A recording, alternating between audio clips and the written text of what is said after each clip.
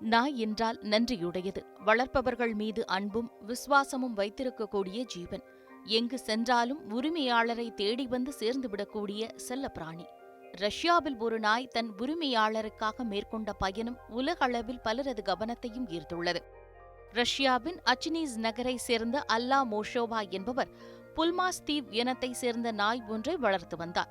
இதற்கு செல்லமாக மரு என்று பெயரும் வைத்துள்ளார். திடீரென ஒரு நாள் நாயால் தனக்கு அலர்ஜி ஏற்படுகின்றது என்பதை உணர்ந்த அல்லா மோஷோவா வேறு வழியின்றி அதை வாங்கிய நாய்கள் காப்பகத்திலேயே விட்டுவிடலாம் என முடிவு செய்தார். இதனையடுத்து தனது பணியாளருடன் ரஷ்யாவில் உள்ள நோவாசிபிர்ஸ்க்கு ரயில் மூலம் மருவை அனுப்பி வைத்துள்ளார். ஆனால் மருவிற்கோ தனது உரிமையாளரை பிரிய மனமில்லை. ரயில் பயணத்தின் போது ரயில் நின்ற நேரம் பார்த்து அதிலிருந்து தப்பிய மரு காட்டுப்பகுதிக்குள் ஓடி சென்றுள்ளது.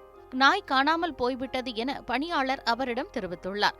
பிரிய மனமில்லாமல் அனுப்பி வைத்த நாய் காணாமல் போய்விட்டதை என வேதனைப்பட்ட அல்லா மோஷோவா நாயை தேடத் தொடங்கினார். சமூக வலைதளங்களில் மரு குறித்த தகவல்களை பதிவிட்டும் தேடினார்.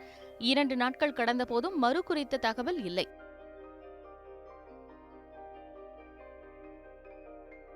இந்த நிலையில்தான் அவர் வீடு இருக்கும் பகுதியில் உள்ள தொழில் வளாகம் அருகே மருவை பார்த்ததாக சிலர் சமூக வலைதளங்களில் அவருக்கு தகவல் அளித்துள்ளனர்.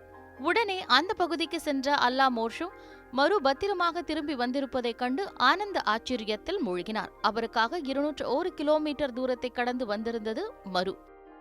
வளர்த்த அல்லா மோஷோவை பார்த்தவுடன் கண் கலங்கிய மரு அவரை கட்டி தழுவிக் கொண்டது. காட்டு தீயாக உலகமெங்கும் பரவிய இந்த நிகழ்வு நாய்களுக்கும் மனிதர்களுக்கும் இடையேயான உணர்வு ரீதியான பந்தத்தை உலகிற்கு மீண்டும் உணர்த்தியுள்ளது. செய்திப்பிரிவு நியூஸ் 7 தமிழ்.